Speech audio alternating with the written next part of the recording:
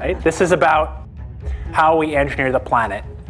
It's about the fact, an uncomfortable fact, but it is a fact, that we have the technical ability to do this.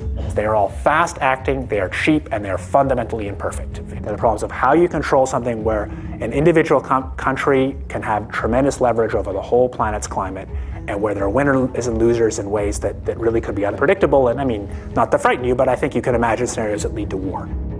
Another example is the array of technologies, often referred to collectively as geoengineering, that potentially could help reverse the warming effects of global climate change. One that has gained my personal attention is stratospheric aerosol injection. There's all sorts of ways you could do this, but the standard idea has always been spray sulfuric acid in the stratosphere 20 kilometers over our head and use that to stop the planet warming up. The example many people cite was when the Mount Pinatubo volcano exploded. And all of this ash went into the air and had a cooling effect on the Earth. And so people have long proposed since the mid-60s that you could artificially add dust to the stratosphere and cool the planet. Not that this would be a good solution for global warming, it would not. But it does show the way we're steadily developing the powers to manipulate the planet with comparative ease. That sulfur in the lower atmosphere is masking some of the climate warming from CO2. So is this the global dimming or something? Yeah. Other leading ideas basically to emulate what big volcanoes do, put material in the stratosphere to reflect sunlight. So the problem is the following. If you add SO2 to the stratosphere, SO2 doesn't condense. So you might want to put alumina in. Alumina has a very high initial refraction. It's very small. It doesn't coagulate. And you could engineer particles that have particular properties. You can get them above the stratosphere. You can concentrate particles near the poles. Costs are so cheap that the richest people on the planet could perhaps afford to buy an ice age. It's extraordinarily cheap. I knew it was cheap when I found that they were quoting me in tons. It's also true that particles, as they get bigger, fall out a lot faster. We sort of step back and think, okay, well, how would you actually make particles in the stratosphere?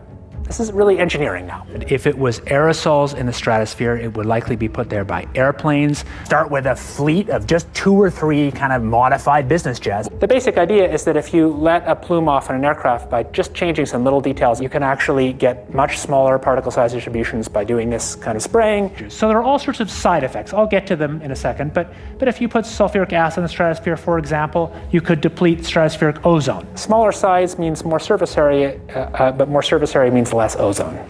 Is the stuff in the stratosphere going to be killing some number of people that are going to be sacrificed? It's an obvious concern. So if it kills 1 million people and we're only bad. doing 1% more, we're just killing 10,000 more people. You can do math. Okay.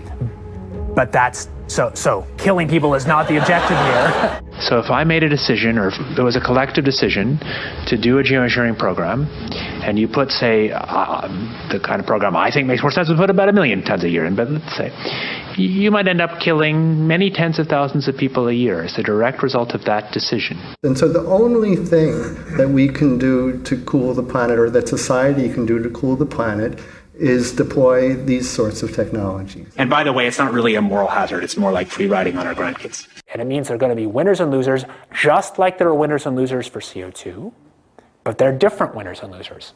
So this makes the problem, if anything, harder to solve. You've introduced another dimension of complexity into the managing the planet's climate problem.